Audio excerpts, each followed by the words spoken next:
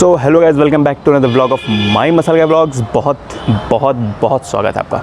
तो जैसा आपने टाइटल में देख लिया होगा, वार्म अप। तो वार्म अप की यार अगर हम बात करें तो अगर आप एक नॉर्मल फिटनेस एंथुजियास्ट हो, नॉर्मल आपको अपने फिटनेस पे ध्यान देना है, तो उससे पहले अगर आपको वार्म अप करना है या स्ट्रेचिंग करनी है तो उसके लिए यार देखो बहुत सारे मूवमेंट्स होते हैं, बहुत सारे नॉर्मल मूवमेंट्स होते हैं जिनमें आपका बाइसेप्स, आपका जो शोल्डर्स होता है, आपका जो ट्राइसेप्स होता है, आपका जो बैक होता है, लेग्स होता है, आप उन सब की स्ट्रेचिंग कर सकते हो। उस मूवमेंट्स से आपकी स्ट्रेचेबिलिटी बहुत अच्छी हो जाती है और आप अपना कार्डियो मूवमेंट या नॉर्मल एक जो आपका वर्कआउट सेशन होता है आप वो करने के लिए रेडी हो जाते हो।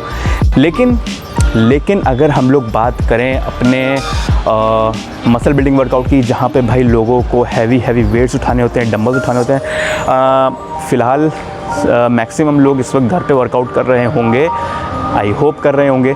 तो उन लोगों के लिए मैं बता दूं कि यार अगर आपको वेट ट्रेनिंग आप लोग करते हो, ठीक है, डंबल होता है, रॉड्स होती हैं, प्लेट्स होती हैं, वो ट्रेनिंग करने से पहले आपका जो वार्म अप है, आपकी जो स्ट्रेचेबिलिटी है, स्ट्रेचिंग है, वो कैसी होनी चाहिए, उसमें क्या होना चाहिए, किस तरह के मूवमेंट्स उसमें होने चाहिए आपके वार्म अप के लिए। तो आज मैं आपको वही बताऊंगा कि उसमें आप क्या कर सकते हो, क्या सही रहेगा आपके लिए, क्योंकि वर्कआउट ट्रेनिंग एक करने से पहले वार्म अप बहुत ज़रूरी है, स्ट्रेचिंग करना बहुत ज़रूरी है। उसमें स्ट्रेचिंग भी होगा तो वार्म अप प्लस स्ट्रेचिंग दोनों चीज़ें होंगी। तो वो कैसे होगा वो मैं आपको बताता हूँ, देखते रहिए वीडियो को। तो यार हम सपोज़ कर लेते हैं कि हमारे पास जो है डंबल है, ठीक है, 1 किलो 2 किलो बहुत हल्के हल्के डंबल अगर आपके पास हैं, बहुत अच्छी बात है भाई, समझ लो आपका काम हो गया।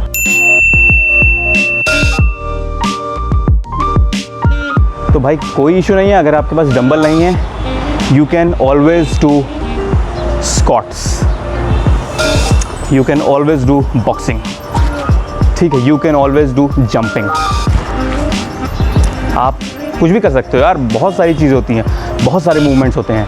हम जो चलते हैं ना वो भी हमारे लिए एक वार्म अप ही होता है। हम लोग जो वॉक करते हैं, आप थोड़ा तेज़ वॉक करोगे, वार्म अप है वो आपके लिए। इसी में देखो मैंने अभी मैं बताऊं, मैंने आपको जो बताया अभी, उसी में अगर मैं एक चीज़ आपको और बताऊं, डंबल हटा दूं साइड, तो अब जैसे मैंने बताया स्क्वाट्स और जंप, आप इनको एक साथ भी कर सकते हो। For example squats jump, squats jump. अब बॉक्सिंग भी बताई थी, आप इसमें बॉक्सिंग भी ऐड कर सकते हो।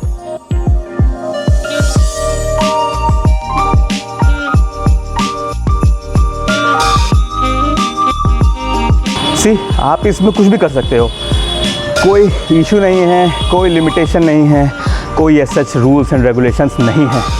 सब आप पर डिपेंड करता है कि आप क्या करना चाहते हो, दैट्स इट।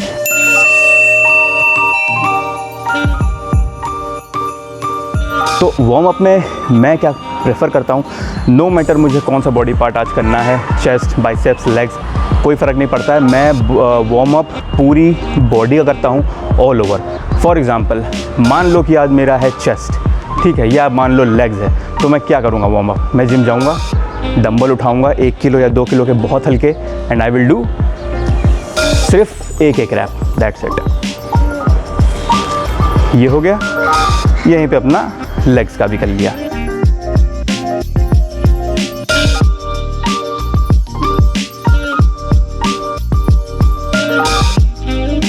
अब आप ये सोच रहे होगे कि भाई अगर मेरा लेग्स का वर्कआउट है तो मैं बाइसेप्स, शोल्डर क्यों कर रहा हूँ?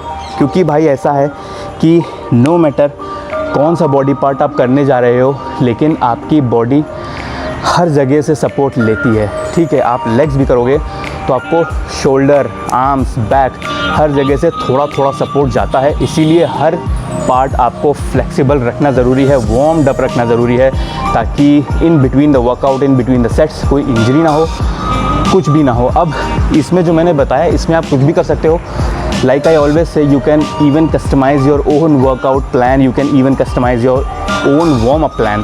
तो अगर मैंने वार्म अप में बाइसेप्स किया है, आप बाइसेप्स की जगह हैमर कर सकते हो, वाइड बाइसेप कर्ल कर सकते हो, जैसे हम लोग करते हैं साइड लेटरल, आप साइड लेटरल जैसे मैंने आपको बताया कि मैंने ये किया, आप इसमें एकदम स्ट्रेट रख के भी कर सकते हो, कोई इशू नहीं है। इसमें आप फ्रंट रेज भी कर सकते हो, ठीक है, इसमें आप बैक भी इन्वॉल्व कर सकते हो, कोई इशू नहीं है। सब आपके हाथ में है।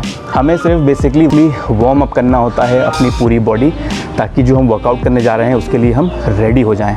तो ये रहेगा पूरा आपका वार्म अप सेशन। अब इसके बाद हमारा स्ट्रेचिंग भी बहुत ज़रूरी है।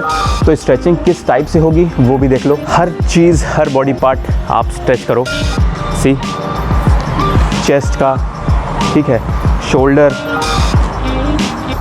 शोल्डर स्ट्रेच करना बहुत ज़रूरी है, क्योंकि शोल्डर में सबसे ज़्यादा इंजरी होती है। आप बैक की अपनी स्ट्रेच करो।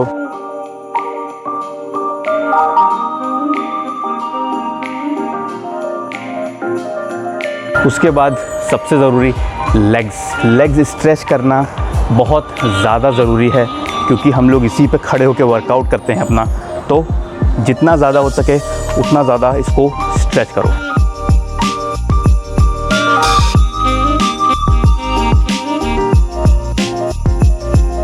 बहुत सारी पोजीशंस होती हैं स्ट्रेच करने के लिए, ठीक है, आपको जैसा सही लगे, जो आपको कंफर्टेबल हो सकता है कुछ ऐसी पोजीशंस हो जिनमें आप कंफर्टेबल ना हो, तो उनको धीरे धीरे शुरू करना। ज़रूरी नहीं है कि एकदम से आप उसको स्ट्रेच करो ज़्यादा। जैसे फॉर एग्जांपल ये पोजीशन है स्प्लिट वाली, मैक्सिमम लोग हो सकता है स्प्लिट ना कर पाते हो, मैं भी प्रॉपर स्प्लिट नहीं कर पाता हूँ, लेकिन जितना कर सकता हूँ, जितना जा सकता हूँ उतना जाता हूँ।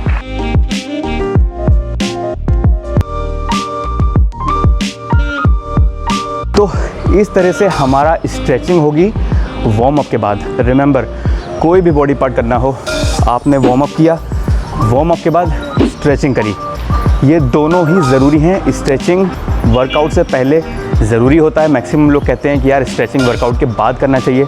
भाई वर्कआउट के बाद वाली जो स्ट्रेचिंग होती है दैट इज़ समथिंग डिफरेंट, इस चीज़ से थोड़ी सी अलग होती है। लेकिन हम लोग जो पहले करते हैं स्ट्रेचिंग, वो हम लोग करते हैं ताकि हमारी हर मसल थोड़ी सी स्ट्रेच हो जाए और रेडी हो जाए वर्कआउट को हिट करने के लिए। लिमिटेशन इसमें भी कोई नहीं है, कुछ भी कर सकते हो आप। आपको सिर्फ स्ट्रेच करना है अपना shoulder, chest, bicep, tricep, back, like I said, back.